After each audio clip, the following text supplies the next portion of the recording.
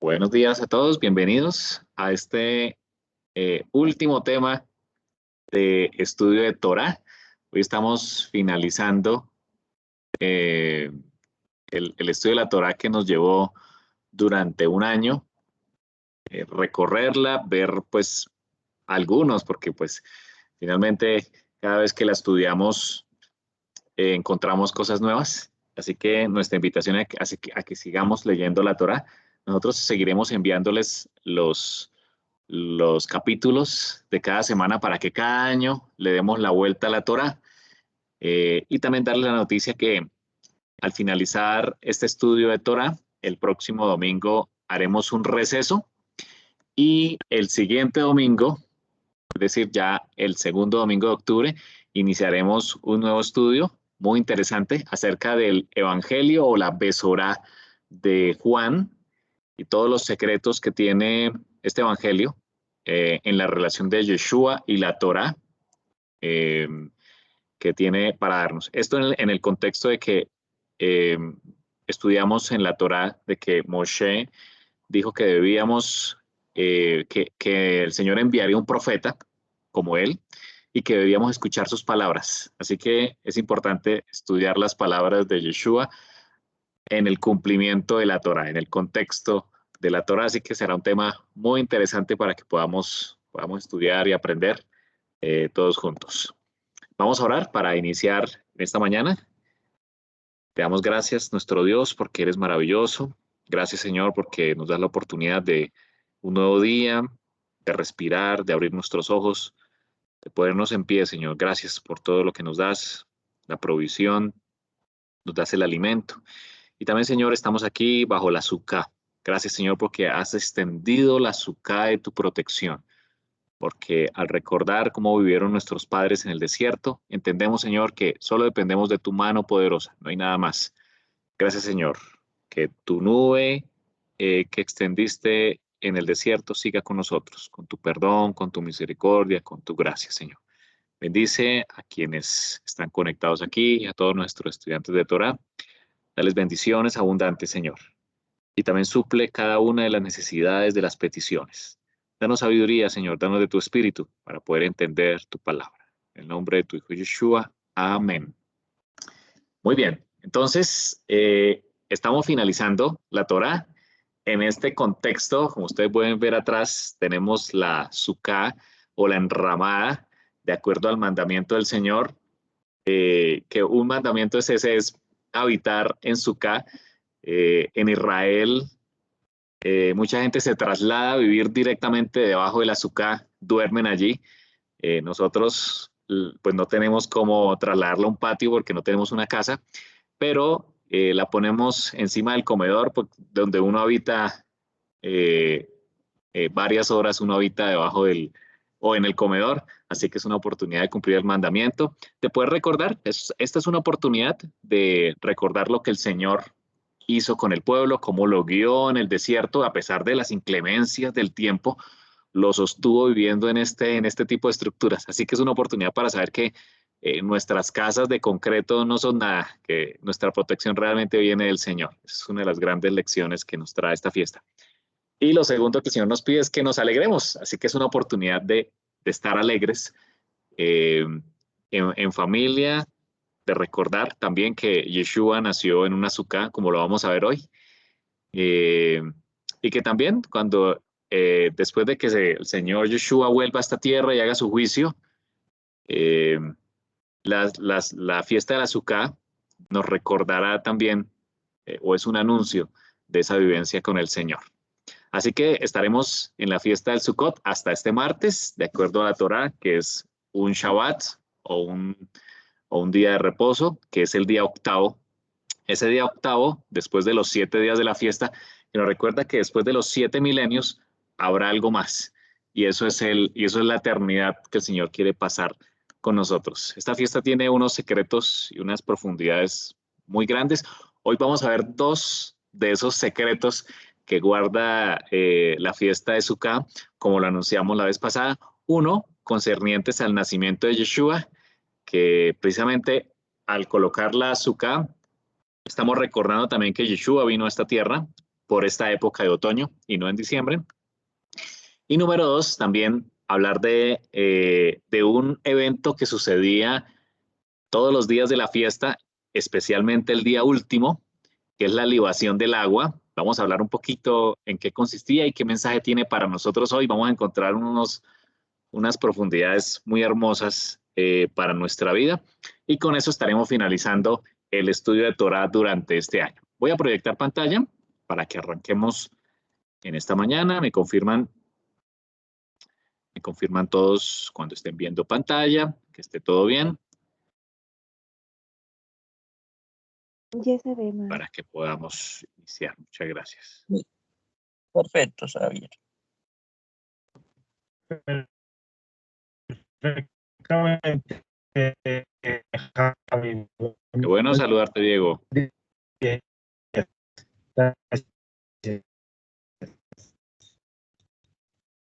Regálame un segundo. Y aquí ya la pongo en pantalla completa, que creo que ya la están viendo en pantalla completa. Bien, entonces, lo primero que queremos mostrarles es esta relación, el nacimiento de Yeshua o el nacimiento de Jesús y la festividad de Sukkot. Hay una relación muy íntima entre el nacimiento de nuestro Señor Yeshua en esta época, que es la que deberíamos todos los cristianos recordar, es en otoño y no en diciembre. ¿Perdón? Diego, ¿nos mencionabas algo? Ok, bueno, si hay alguna pregunta, con mucho gusto. Claro que sí, estamos aquí atentos.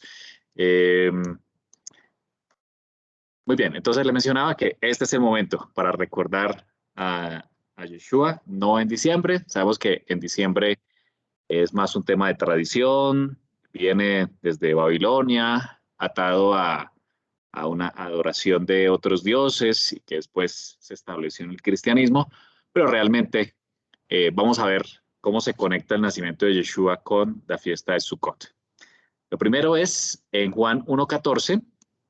Juan 1.14, vamos a las Biblias, el libro de Juan en el que estaremos estudiando, apenas terminemos Torah, estaremos en este libro que tiene unos secretos impresionantes.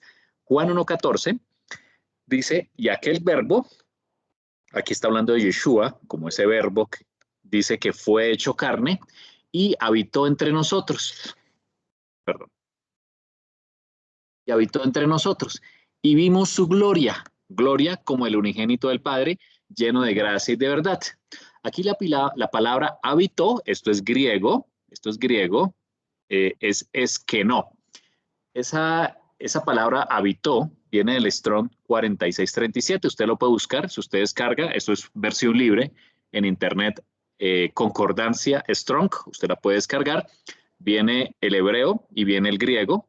El señor Strong, pues, trató de unificar todos los significados que encuentra en la escritura y encontró que es que no significa acampar. Fíjense, interesante, como el pueblo acampó, o como el santuario que acampaba ahí en Israel, acampó, o también significa choza o residencia temporal, como la que tengo aquí atrás, o también en el hebreo, una suca o tabernáculo.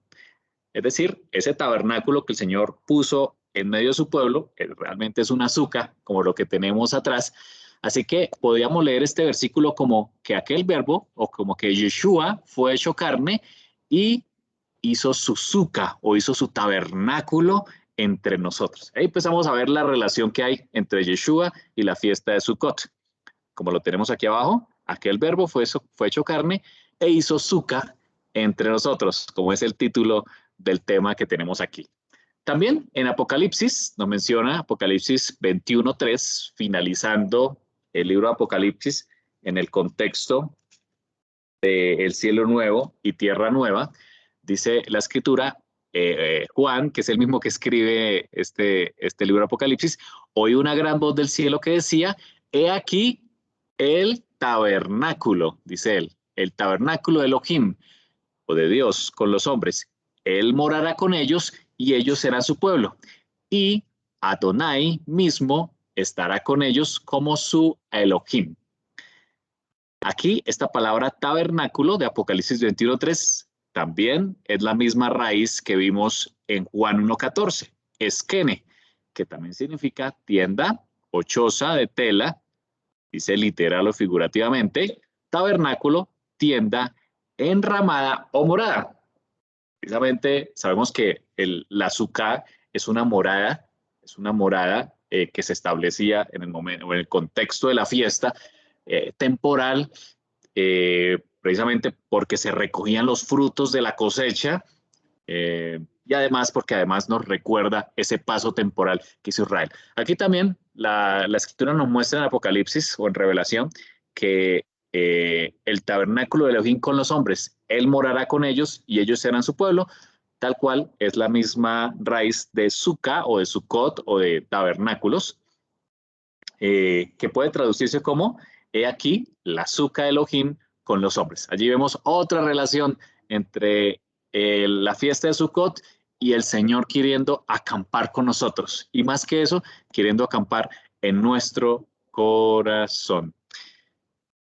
El Eterno sí ha revelado la fecha del nacimiento de Yeshua. Lo vamos a ver a través de la Biblia. Las cosas secretas pertenecen a Adonai, nuestro Elohim, pero las reveladas son para nosotros y para nuestros hijos, para siempre, para que cumplamos todas las palabras de la Torá. Eso está en Deuteronomio 29:29. Dice Amós 3:7, no hará nada Adonai sin que revele su secreto a sus siervos los profetas. Eso está en Amós, capítulo 3, versículo 7. No hará nada el Señor sin que revele su secreto a sus siervos los profetas. Muy bien, para poder entender y poder hacer ese cálculo del nacimiento de Yeshua, tenemos que devolvernos a su primo llamado Juan el Bautista, muy conocido en el mundo cristiano, Juan el Bautista, que nació de Zacarías y Elizabeth. Es Juan el Bautista que la Biblia nos señala algunos detalles de su nacimiento con el que podemos conectar a Yeshua. Y vamos a ir al libro de Lucas. Lucas es el que narra el nacimiento de Juan. Lucas en el capítulo 1 y los versículos del 5 al 25. Dice Lucas capítulo 1, versículo del 5 al 25. Así. Hubo en los días de Herodes, rey de Judea, un sacerdote llamado Zacarías de la clase de Abías. Su mujer era de las hijas de Aarón y se llamaba Elizabeth. Este texto es clave. Entonces, fíjense el momento.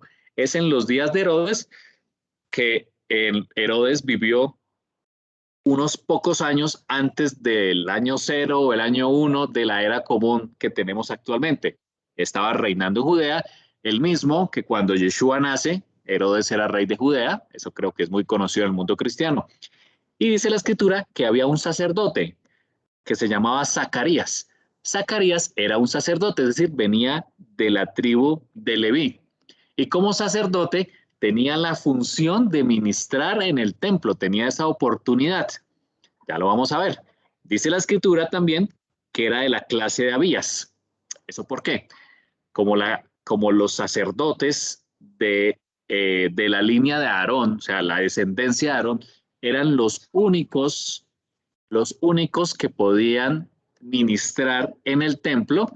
Se habían dividido, como eran ya tantos, se habían crecido tanto estas familias a lo largo de las generaciones, se han dividido en 24 clases o 24 hijos y sus descendientes, y Zacarías era de la descendencia de Abías.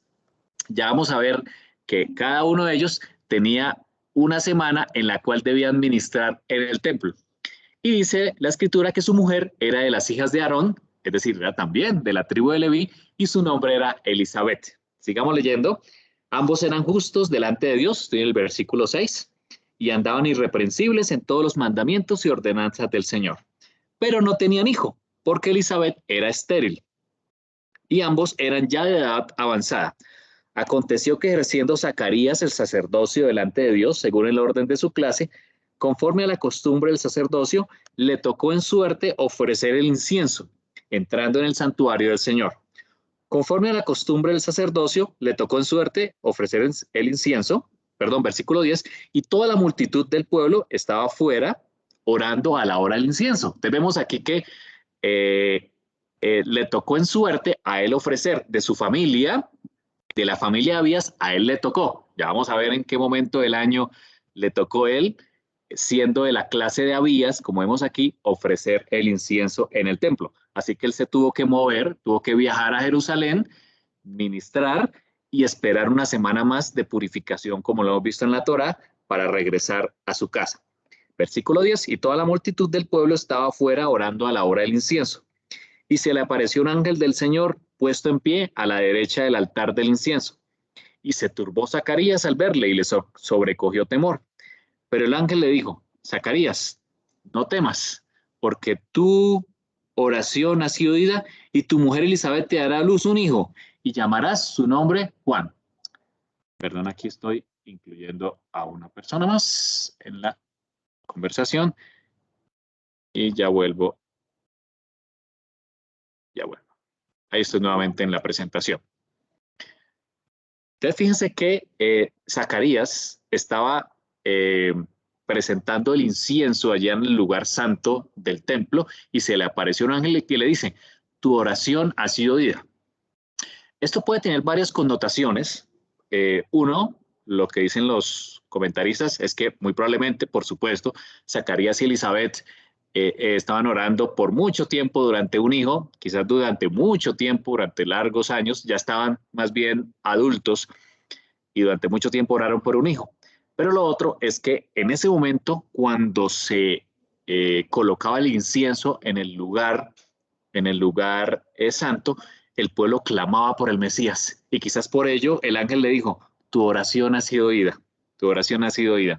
Y tu mujer Elizabeth dará a luz un hijo y llamará su nombre Juan, el famoso Juan el Bautista. Y tendrás gozo y alegría y muchos se regocijarán de su nacimiento, porque será grande delante de Dios, no beberá vino ni sidra y será lleno del Espíritu Santo aún del vientre de su madre. Aquí hay un tema interesante del nazareo que iba a ejercer Juan el Bautista. Y hará que muchos de los hijos de Israel se conviertan al Señor Dios de Israel, e irá delante de él con el espíritu y el poder de Elías para hacer volver los corazones de los padres a los hijos y de los rebeldes a la prudencia de los justos, para preparar al Señor un pueblo bien dispuesto. Zacarías le dijo al ángel, ¿en qué conoceré esto? Porque yo soy viejo y mi mujer es de edad avanzada. El ángel le respondió, yo soy Gabriel, que estoy delante de Dios y he sido enviado a hablarte y darte estas buenas nuevas.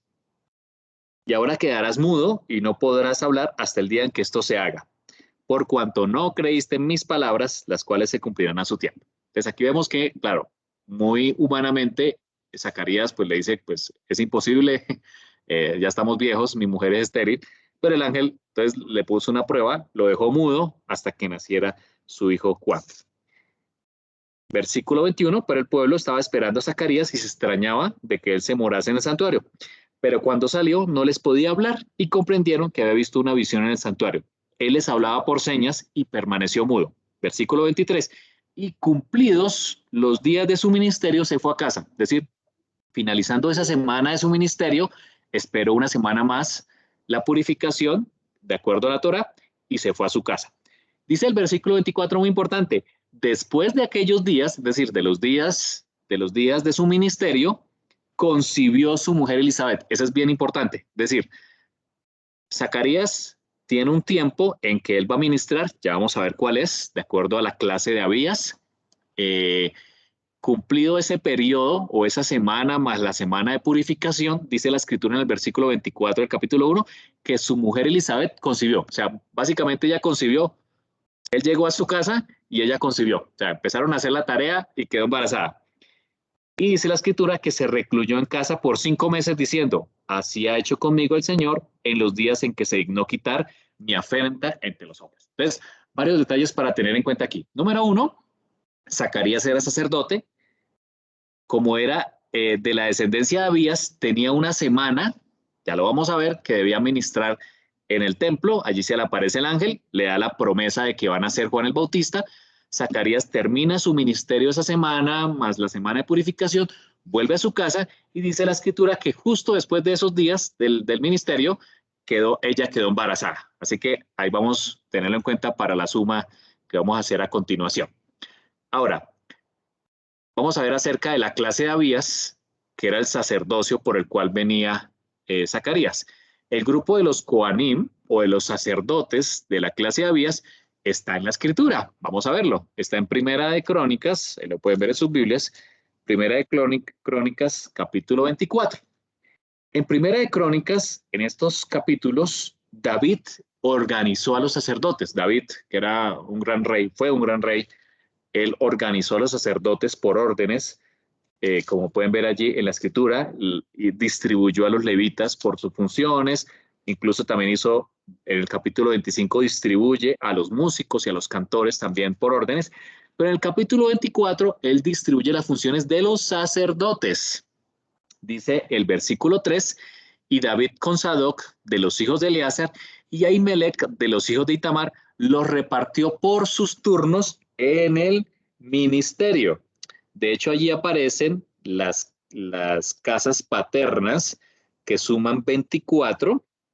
En el versículo 4 precisamente dice, y los hijos de Eleazar había más varones principales que los hijos de Itamar. Ahora, ¿por qué Eleazar e Itamar? Recuerden que Aarón, el sumo sacerdote, el primer sumo sacerdote, tuvo 4 hijos. Nadab, Abiú, Eleazar e Itamar. Los 2 primeros, lo vimos en el estudio de Torah, Nadab y Abiú, murieron porque entraron a llevar incienso o un fuego extraño, y fuego salió del Señor y los consumió. Ellos murieron porque entraron al lugar santísimo donde solo debía entrar el sumo sacerdote. Entonces, a Aarón le quedaron solo 2 hijos, Eleazar e Itamar. Y de Eleazar e Itamar vendría toda la descendencia de los sacerdotes por el resto del tiempo, allí en adelante. Y por eso vemos allí que Eleazar tenía una descendencia, dice el versículo 4 del capítulo 24 de Primera de Crónicas, que habían 16 cabezas, es decir, habían como 16 familias nacidas de Eleazar que se repartían los turnos para poder ministrar al sacerdote. Imagínense, los hijos de los hijos de los hijos de Eleazar iban cada vez siendo un número más grande, por eso los repartieron por turnos, y cada familia, cuando le tocaba el turno, echaba suertes para ver quién le tocaba, quién tenía ese privilegio. Así que era prácticamente un privilegio casi exclusivo, una vez o 2 veces en la vida, que un sacerdote en su semana y de acuerdo a la suerte podía ministrar. Entonces eran 16 cabezas de Eleazar o 16 turnos, y de Itamar dice la escritura que eran 8. La descendencia de Itamar fue un poco menor. 8 turnos tenían los hijos de Itamar y 16 turnos los hijos de Eleazar. Eso da un total de 24 turnos. Y empieza a nombrar allí en adelante el orden de los turnos. Dice el versículo 7, la primera suerte tocó a Joyarib. Esa es la primera suerte. Ellos ministraban la primera semana del calendario hebreo. Recuerden que se arranca en Abib con la Pascua. La segunda a Jedaías. Si seguimos la lectura, al versículo 10 dice que la séptima Cos y la octava a Abías, la familia de la cual pertenecía a Zacarías. Así que Zacarías, de acuerdo a la escritura, él debía ministrar en el 8º turno en el calendario hebreo. Eso nos va a situar en un momento en el tiempo para poder sumar los meses de gestación. Eso nos va a llevar a eso. Entonces ya sabemos que Abías era la 8ª clase. A Zacarías le tocó en suerte ese privilegio y estuvo allí. Entonces vamos a ubicarnos aquí en el calendario hebreo. Atención a esta parte.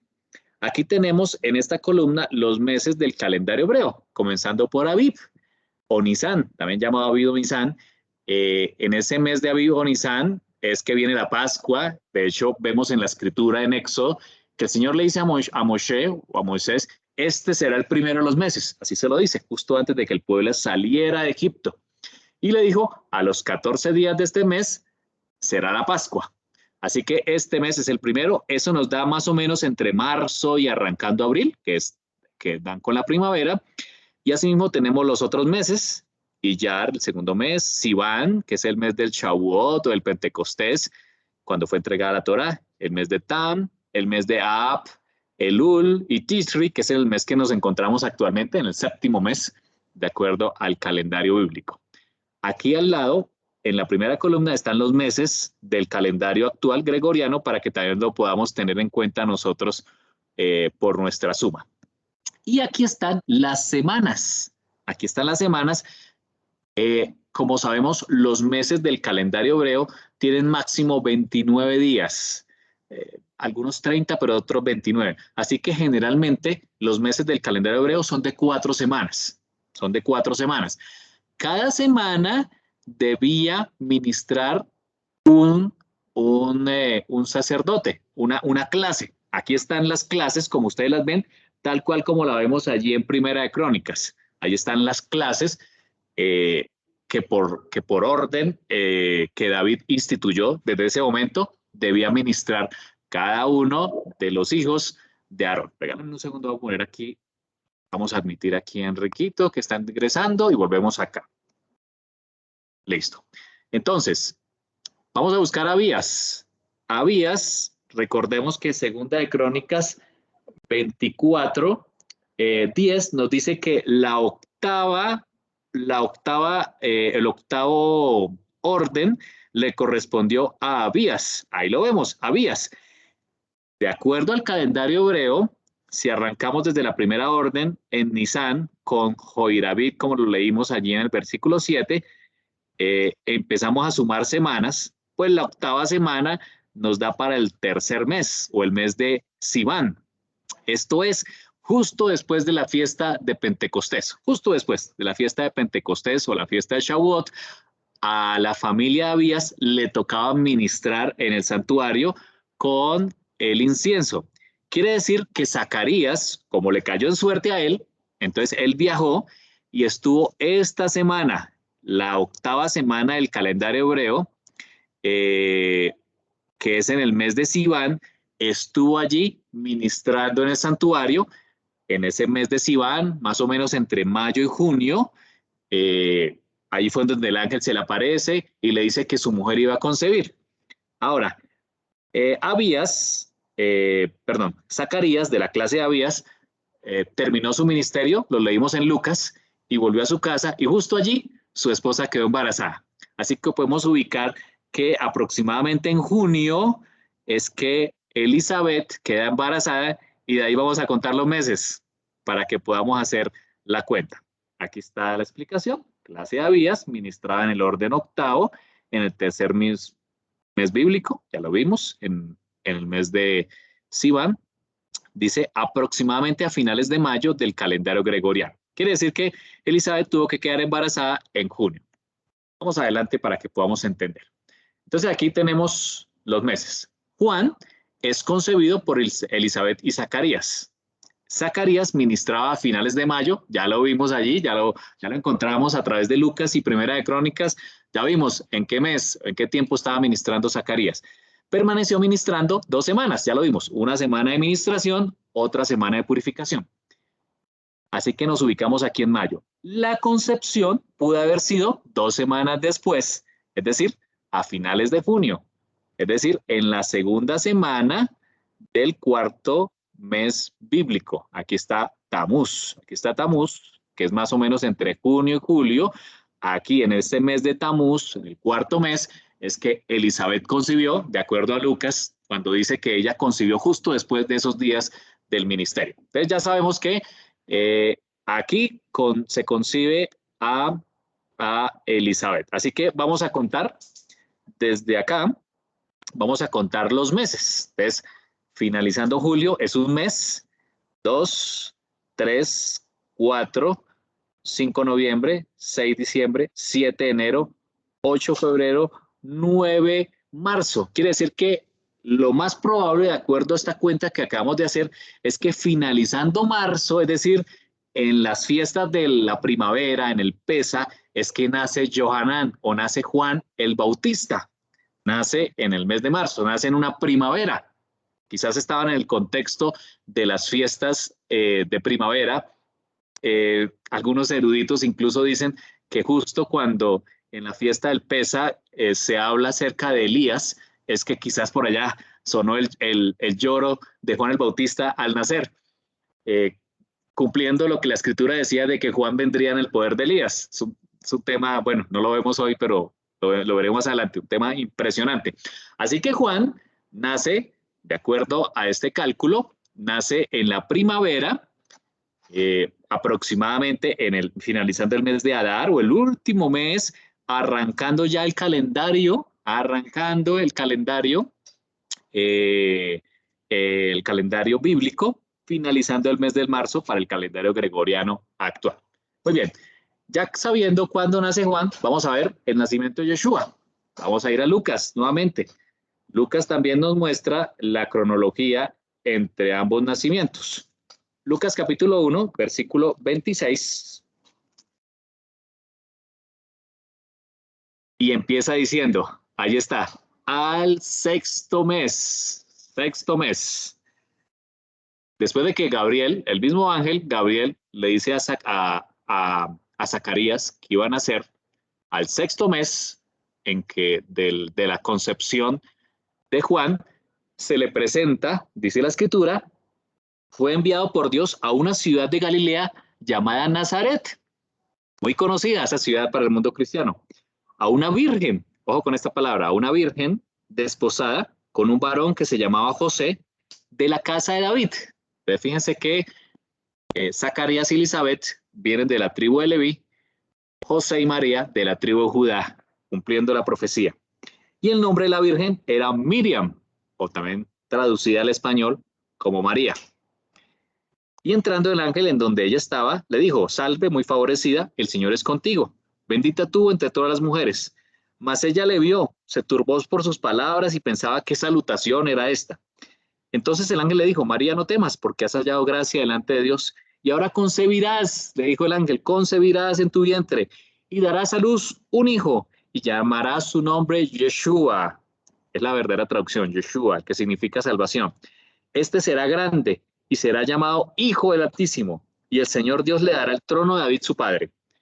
Perdón un segundo, voy aquí a dar acceso a alguien, a mi hermano que se está conectando. Versículo, bienvenido José.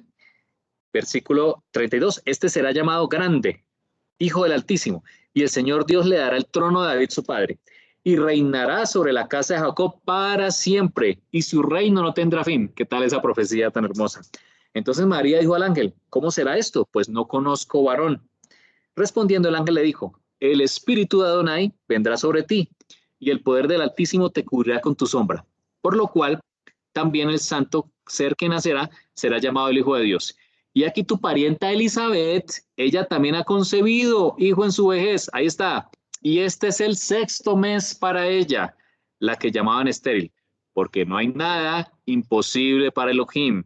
Entonces María dijo, he aquí la sierva del Señor, hágase conmigo conforme a tu palabra, y el ángel se fue de su presencia. Bien, hagamos el resumen hasta acá. Entonces ya vimos a partir de Lucas 1 y de Primera de Crónicas 24 que Johanán o Juan, la noticia a Zacarías se le da aproximadamente el mes de Sivan, de acuerdo a la clase de Abías, semana 8 del calendario hebreo.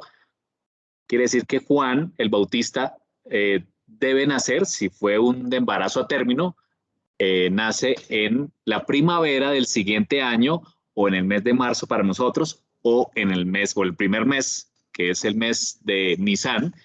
Y dice la escritura, también en Lucas 1, que justo a los 6 meses de que Elizabeth, o el embarazo de Elizabeth, María o Miriam concibe a Yeshua, de acuerdo a la profecía del mismo ángel, el mismo ángel Gabriel. Quiere decir que los niños se iban a llevar 6 meses.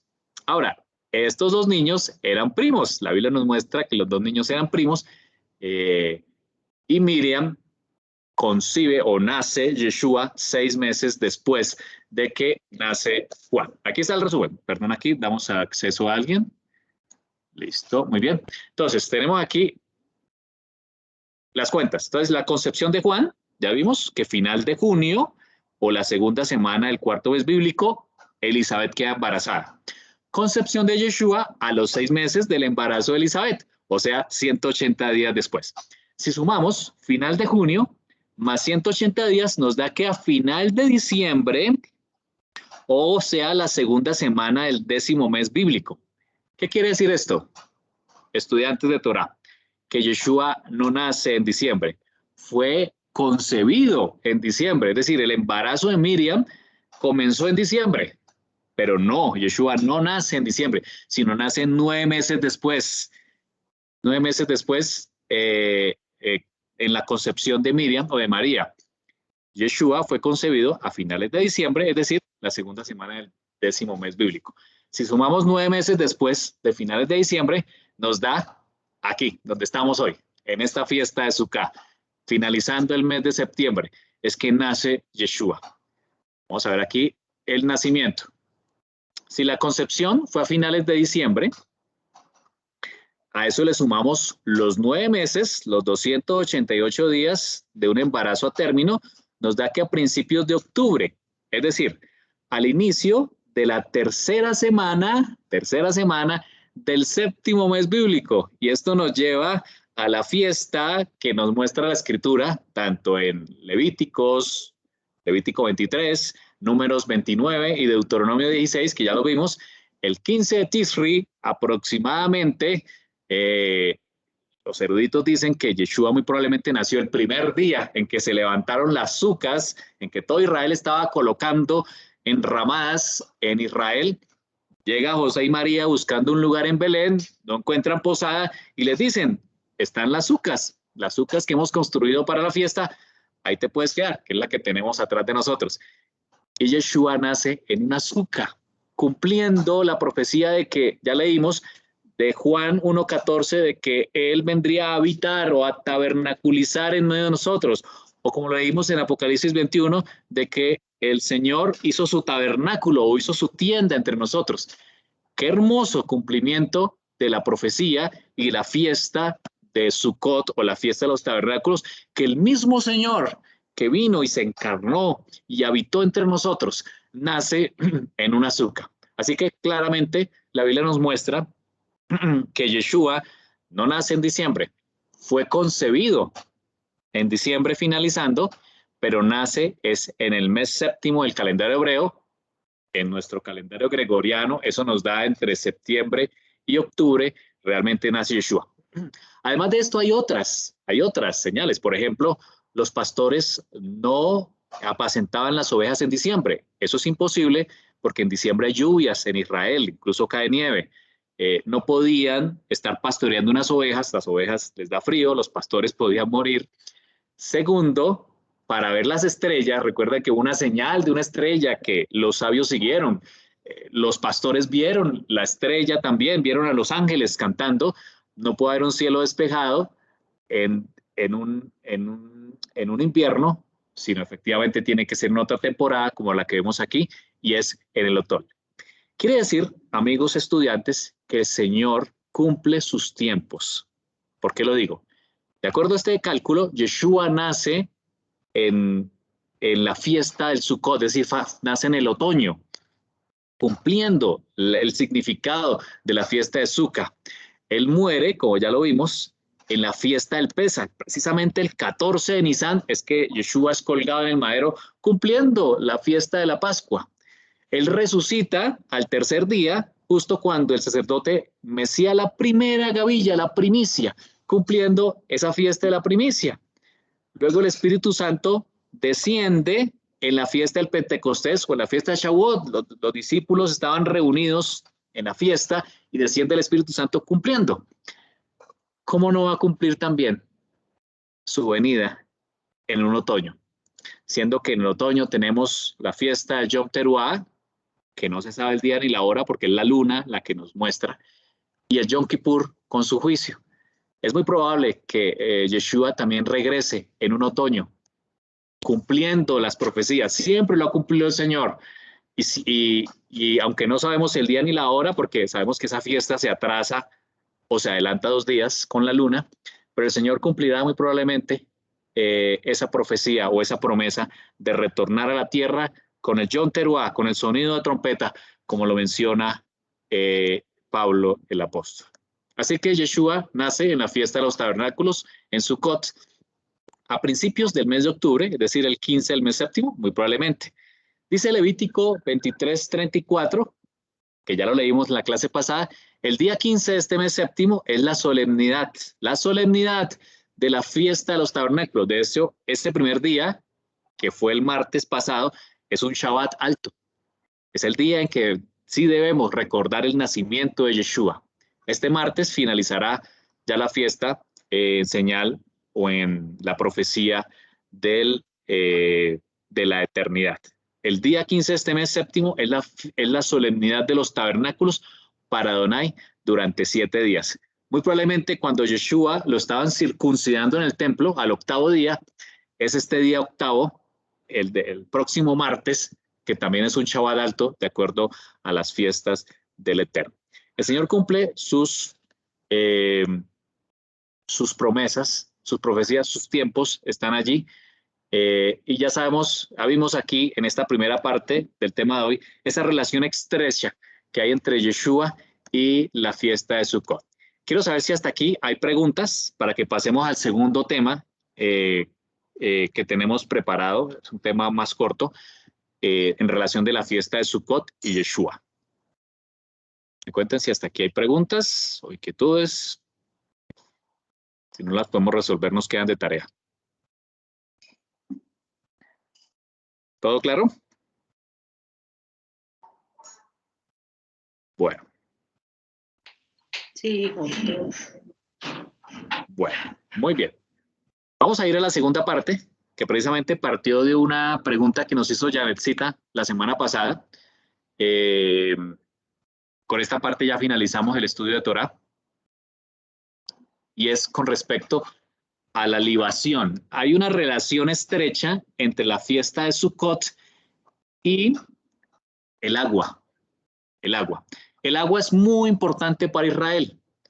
Recuerden que Israel venía de Egipto, donde había un río Nilo espectacular que regaba, ¿cierto? El delta del Nilo que hace fructificar todas esas tierras. Pero en la tierra de Israel prácticamente dependen de las lluvias. La lluvia temprana, que es más o menos en las fiestas de la primavera, con la Pascua, y la lluvia tardía, que tiene su relación con estas fiestas de otoño. Bueno, hay un significado profético muy interesante allí. El agua es muy importante para Israel, porque si no hay lluvias, no hay comida, no hay supervivencia. No es como, por ejemplo, en nuestro país, que tenemos grandes fuentes de agua que proveen el agua para las ciudades. Israel, por supuesto, que tiene fuentes, ya vamos a ver una de ellas, pero son escasas. Israel depende de la lluvia, o sea, si no hay lluvias, no hay vida, prácticamente. Fíjense lo importante. Así que hay una relación entre el agua y la fiesta del Sukkot, porque en esta fiesta de Sukkot se pide para que hayan aguas. Es una fiesta donde nosotros pedimos provisión, así que este es el momento. Estamos en la fiesta donde tú puedes pedir al Señor la provisión para el siguiente año. Ya vamos a poner aquí la presentación en pantalla completa. Esto es de la comunidad Bet-Or, que estamos tomando esta presentación para que todos podamos entender. Y aquí nos vamos a referir un poco a la historia. La historia en el Talmud, en el Tratado Sukkot, nos habla un poco acerca de esta fiesta y la vamos a conectar con Yeshua y en Juan 8 y la fiesta de Sukkot. Entonces allí se nos habla de una ceremonia que se realizaba en la ciudad de Jerusalén, específicamente en la festividad de Sukkot. Esta ceremonia es llamada el Nisiu Hamaim, que quiere decir el verter de las aguas. Si usted se va a Números, capítulo 29, allí puede ver que durante los 7 días, excepto el primero, de la fiesta de Sukkot, se vertía o se hacían unas libaciones. Levítico nos habla mucho de las libaciones, que son ofrendas líquidas. Es decir, sobre el altar no solo se sacrificaban animales y se quemaban alimentos como las harinas que acompañaban esos sacrificios, allí está claramente especificado, sino también se habla de unas libaciones. Por eso, también en esta fiesta había unas libaciones de vino que se vertían en el altar. Es un símbolo muy mesiánico de la sangre de Yeshua en el altar, virtiéndose en el altar.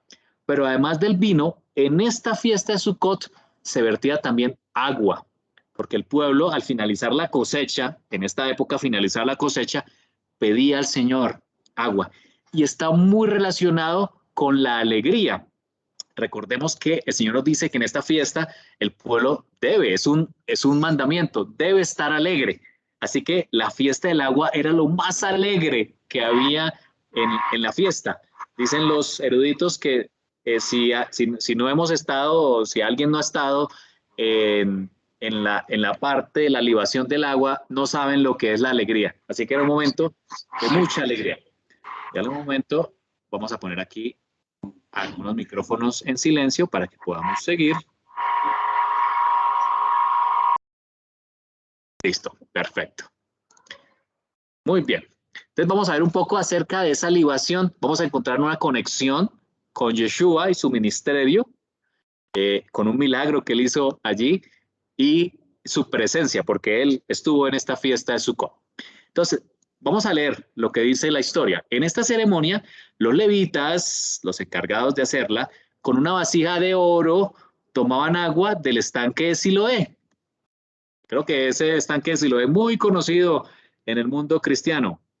El estanque de Siloé es donde Yeshua manda a una persona que era ciega, no sin antes colocar barro en sus ojos. Es decir, Yeshua, dice la Biblia, escupe en tierra, hace lodo con la tierra, le coloca eso en sus ojos y le dice, ve a bañarte o ve a lavarte al estanque de Siloé. Y el muchacho, después de que se lava, que era ciego de nacimiento, puede ver. Y obviamente que eso genera una controversia allí en la ciudad. Muy bien, entonces el sacerdote o los levitas tomaban agua del estanque de Siloé, iban hasta allá, hasta el estanque de Siloé, ya vamos a ver un mapa, y la llevaban al templo para verterla sobre el altar. Esa era la fiesta de libación, ir a tomar agua del estanque de Siloé, descender con esa vasija de oro y luego ascender nuevamente hacia el templo y verterla en el altar. Era una ceremonia de mucha alegría, se arrancaba muy temprano en la mañana, con el sacerdote descendiendo hacia el estanque de Siloé y trayendo esa agua. Vamos a seguir leyendo. Esta ceremonia estaba rodeada de mucha alegría y festejos. Era muy alegre esta parte de la fiesta, que involucraba a toda la ciudad y sus habitantes, creando, por así decirlo, una festividad dentro de la festividad de Sukkot. Es decir, era el momento más alegre. Era el cumplimiento del mandamiento de estar alegres en la fiesta. Esta festividad la llamaban Simhat Bel Hashoeva, que quiere decir la alegría de la ofrenda de las aguas. Música, cantos y danzas eran el común denominador en las calles de Jerusalén. Imagínense esa alegría, era toda una procesión, pero de alegría, de danzas, de música, de instrumentos, acompañando esa procesión donde el sacerdote iba a tomar agua del estanque de Siloé y regresaba con esa agua hasta el templo. Todo esto alrededor de la ceremonia llamada Nisui Hamaim, el verter de las aguas, que ya vimos en la diapositiva anterior. Desde la salida de los levitas del templo hacia el estanque de Siloé y su regreso con la vasija de oro llena de agua del estanque para ser vertida sobre el altar, era un recorrido espectacular.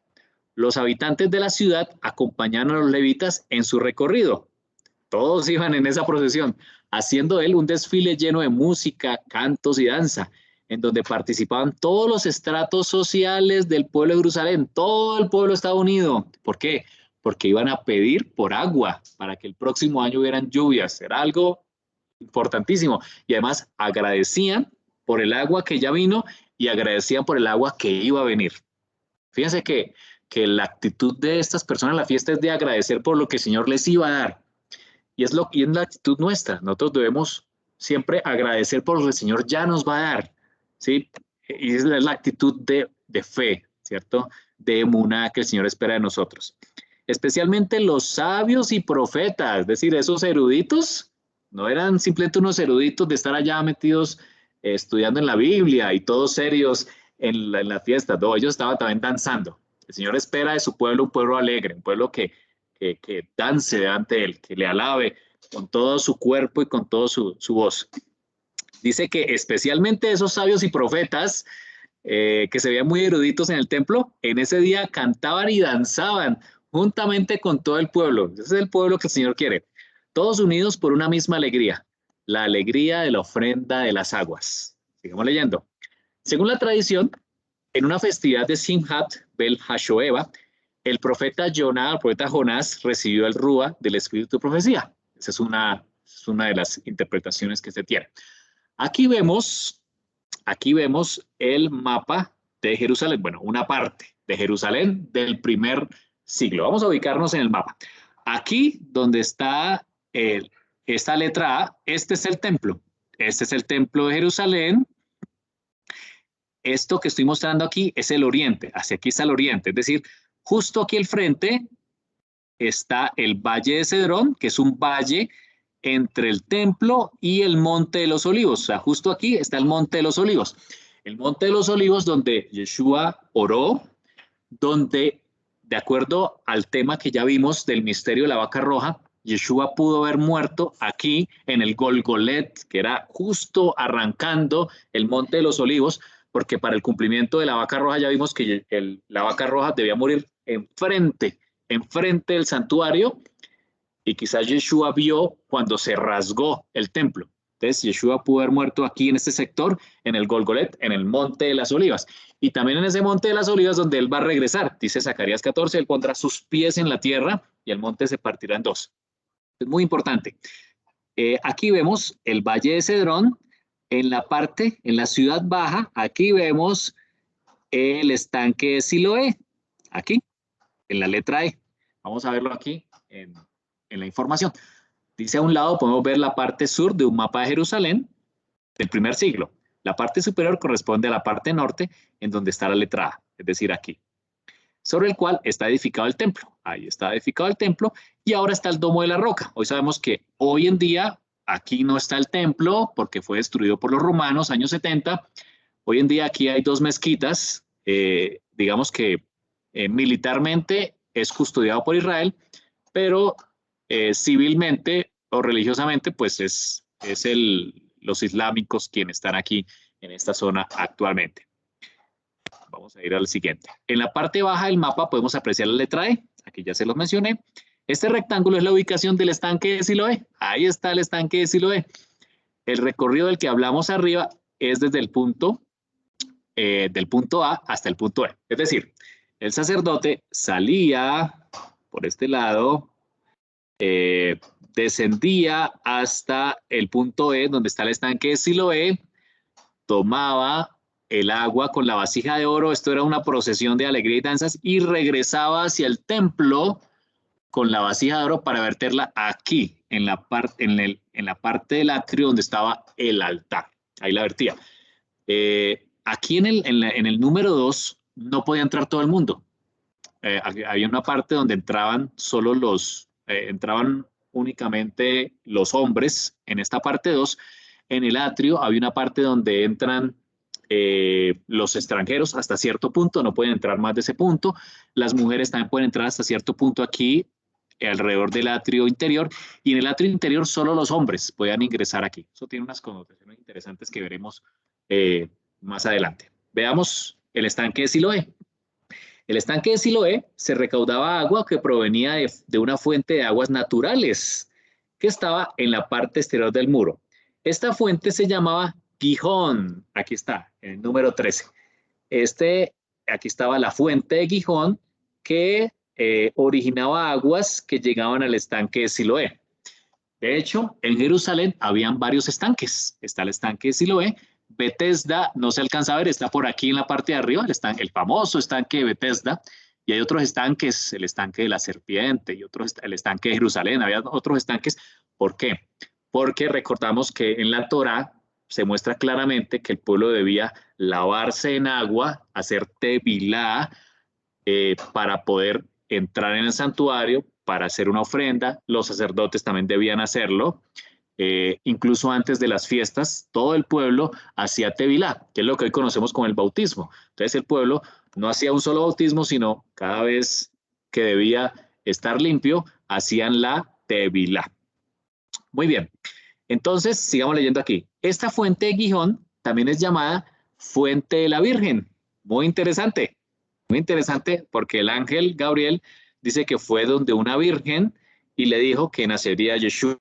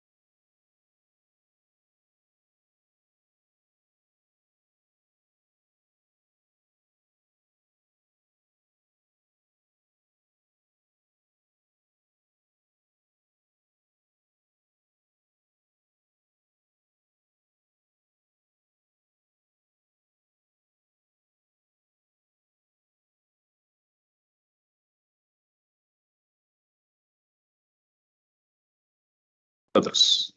¿Ya me escuchan ahí nuevamente?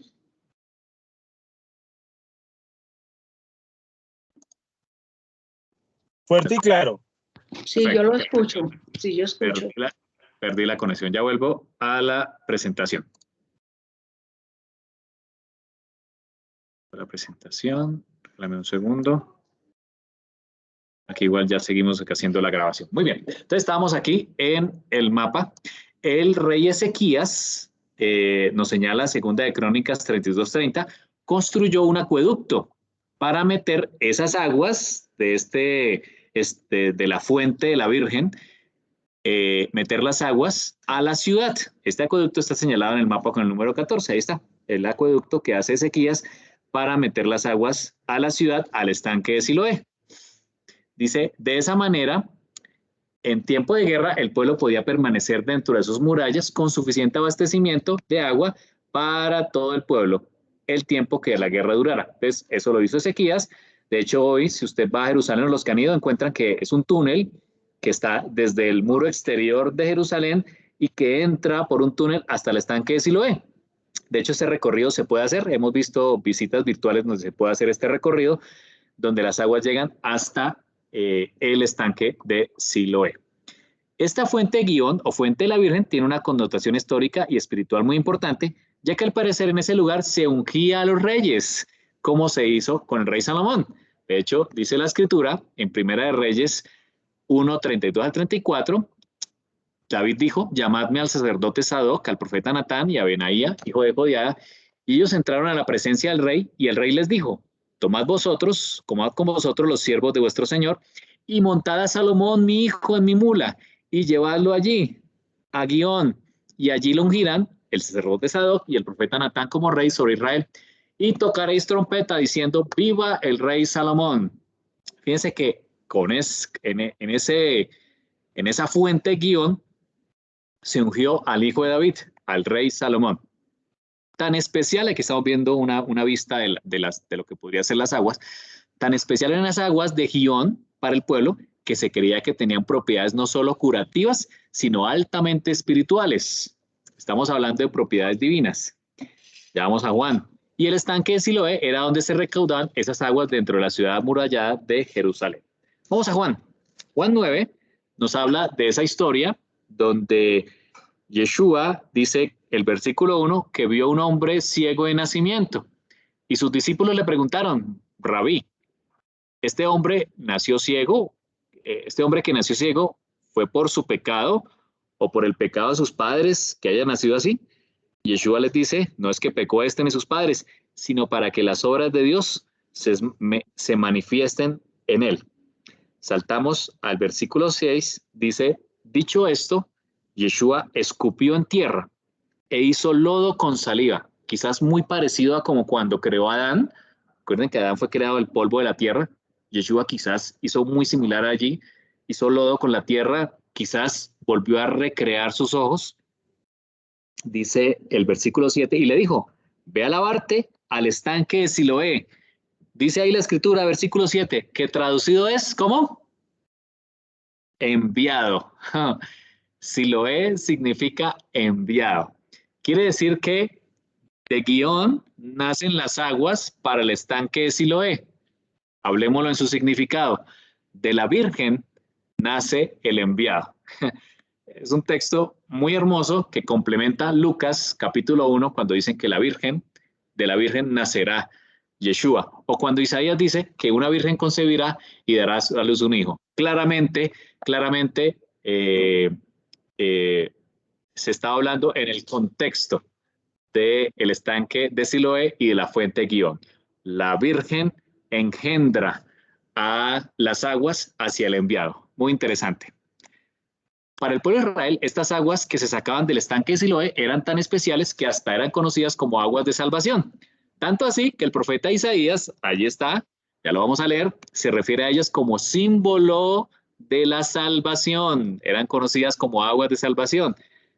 Allí está en Isaías 8:6-8. Cuando Isaías está haciendo la reprensión al pueblo de Israel por olvidarse de Dios, le dice, por cuanto desechó este pueblo las aguas de Siloé, las aguas del enviado, las aguas de salvación, que corren mansamente. y se regocijó con Resín y con el hijo de Remalías. He aquí, por tanto, que el Señor hace subir sobre ellos aguas de ríos impetuosas y muchas, esto es, al rey de Asiria con su poder. Lo vimos anteriormente. Asiria vino y desterró a Israel en el norte, el cual subirá sobre todos sus ríos y pasará sobre todas sus riberas, y pasando hasta Judá, inundará y pasará adelante y llegará hasta la garganta, y extendiendo sus alas, llenará la anchura de tu tierra, oh Emanuel.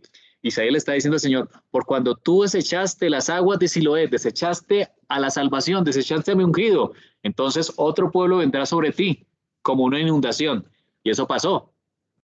Asiria, aproximadamente en el año 700, antes de la era común, vino, desterró a todo lo que es las 10 tribus del norte y las desterró para siempre, porque ellas nunca regresaron. Hasta ahora nosotros, eso lo vimos en el cumplimiento de la carta de divorcio, hasta ahora nosotros, al aceptar a Yeshua, nos hacemos parte de Israel, y gracias a la muerte de Yeshua, que clavó esa carta de divorcio en el madero, es que somos parte de su pueblo. Bueno, eso ya lo vimos anteriormente. Sigamos adelante. Vamos a leer las conclusiones. La creencia del pueblo de Israel es que en la festividad del Sukkot desciende el Ruach del Eterno, es decir, el Espíritu de Adonai, la cual puede ahora morar en su pueblo. Luego de que el pueblo ha sido juzgado en Yom Teruah y ha sido perdonado en Yom Kippur, las fiestas que ya pasaron, esto es el haber completado un proceso de purificación. Es entonces que el pueblo se ha limpiado como vasija y está listo para recibir una rúa que antes no podía recibir. Todo esto está expresado en la ceremonia del Nisiu Hamaim, que ya vimos, el Hamaim, donde el agua alegóricamente representa la rúa, al espíritu, Juan 8, ya que el agua llena todo el espacio y lo vivifica, al igual que la rúa o el espíritu. Así como el agua desciende siempre hasta los niveles más bajos, el Rúa también tiene como propósito llenar los niveles más inferiores de existencia, solo que para eso el hombre tiene que hacerle espacio por medio de la purificación y la santidad. Es decir, el Señor desea limpiarnos a través de su poder, como sucede en Yom Teruah y en Yom Kippur, para que nuestra vasija esté lista para recibir el Espíritu Santo. Por eso cobra mucha importancia el texto de Juan 7:37. En ese último gran día de la fiesta, vamos a las Biblias, Juan 7:37, cuando se estaba virtiendo esa agua que venía del estanque de Siloé, que representaba al Mesías, ya lo vimos, hijo de la Virgen, y se estaba virtiendo allí sobre el altar, es que Yeshua se levanta allí, se levanta en tierra, disculpen, un segundito, se levanta, dice la escritura en Juan 7:37, se pone en pie cuando estaban virtiendo, y justo en ese momento en la fiesta el pueblo decía, Oshiana, Oshiana, sálvanos Señor. Era una costumbre, en el momento en que se estaba virtiendo el agua sobre el altar, clamar Osana, Osana. Y justo en ese momento donde el pueblo clama Oshiana, pidiendo salvación, y se está virtiendo el agua que viene del estanque de Siloé, que significa el enviado, es que Yeshua se pone en pie, versículo 37, y dice, si alguno tiene sed, que venga a mí y beba. Justo en ese momento cuando el pueblo clama por aguas, no solo aguas físicas para las cosechas, pero también aguas materiales, porque el pueblo ya entendía que era un símbolo del Espíritu, es que Yeshua dice, ustedes tienen sed, claman por agua, bueno, el que tiene sed, que venga a mí y beba. El que cree en mí, como dice la Escritura, de su interior correrán ríos de agua viva. Y dice el versículo 39, esto dijo, del Espíritu, o sea, del Ruach, que habían de recibir los que creyesen en él. Pues aún, dice la Escritura, no había venido el Espíritu Santo, porque Jesús no había sido aún glorificado. Qué hermoso mensaje nos trae el Señor a través de su palabra. Como a través de esta fiesta de Sukkot, la fiesta que nos muestra el final de las cosechas, que nos recuerda que el pueblo vivió en cabañas enramadas como la que tenemos atrás de nosotros. Nos recuerda que nuestros muros de concreto no son nada si no estamos con el Señor. Y que también nos dice que el Señor quiere habitar, quiere extender su carpa, como lo hizo en Israel allí en el centro, puso su tabernáculo. También quiere habitar en nosotros, así como Yeshua vino y nació en la fiesta de Sukkot, como vimos hoy, quiere habitar en nuestros corazones. Ese es el propósito de Él, que el Señor acampe entre nosotros. Pero que también que esa agua de libación que venía del estanque de Siloé sea una alegría para nuestra vida. El saber que el agua, que es su espíritu, que viene del estanque de Siloé, que significa el enviado, pueda vivificar nuestras vidas en este día. Damos gracias a Dios porque hemos finalizado este año de estudio de Torah el día de hoy. Es un placer poder hablar acerca de la Torah. Siempre es un placer junto con mi esposa. Y queremos saber todas las inquietudes que tengan, todas las inquietudes que hayan quedado durante todo este año Torah. Siempre estamos dispuestos para atenderles, poder organizar un momento para poder conversar. Como les mencionamos, en 8 días no tendremos tema. Vamos a hacer un día de descanso, una semana de descanso. Y el siguiente domingo, es decir, el segundo del mes de octubre, vamos a arrancar con el libro de Yohanan, con Jesús o Yeshua y la Torah. El libro de Yohanan tiene secretos muy interesantes como los que vimos hoy en nuestro tema. Vamos a ver esa relación de Yeshua, sus palabras, sus hechos en cumplimiento de la Torah. Y también el mandamiento que nos dejó Moshe en Deuteronomio es que debemos escuchar las palabras de ese profeta que iba a ser enviado. Así que es un mandamiento estudiar los evangelios. Vamos a estudiar a Yohanan y toda la relación de Yeshua con la Torah.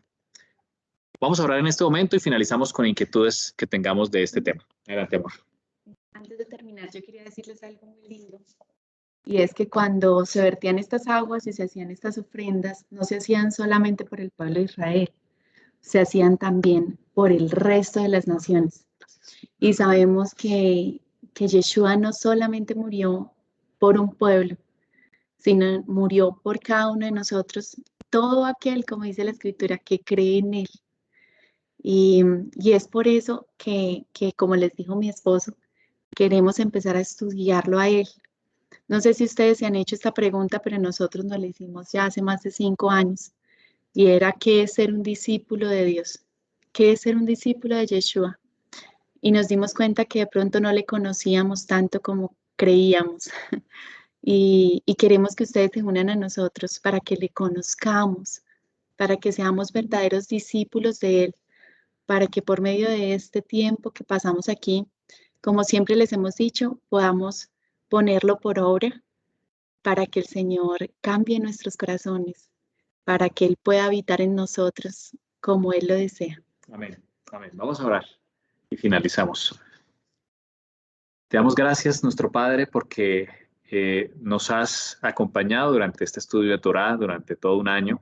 Gracias, Señor, porque tu Torah sigue vigente, sigue viva. Tu palabra es más cortante que una espada de 2 filos, que penetra, como dice Pablo, hasta el alma.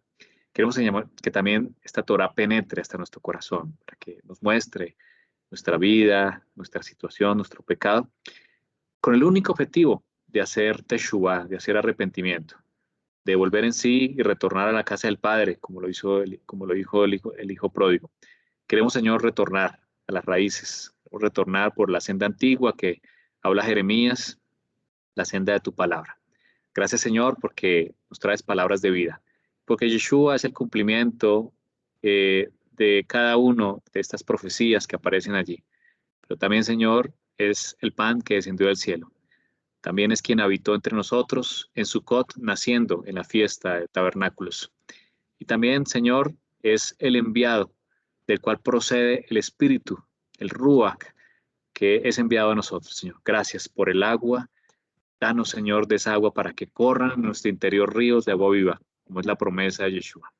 Gracias, Señor, por quienes están aquí reunidos. Oramos por nuestros estudiantes de Torah, por las necesidades, sus familias y cada una de las peticiones, Señor. Gracias por este año de Torah. Pedimos que nos sigas acompañando en el estudio de tu palabra. Te alabamos en el nombre de tu Hijo Yeshua. Amén. Amén. Muy bien. Muchas gracias.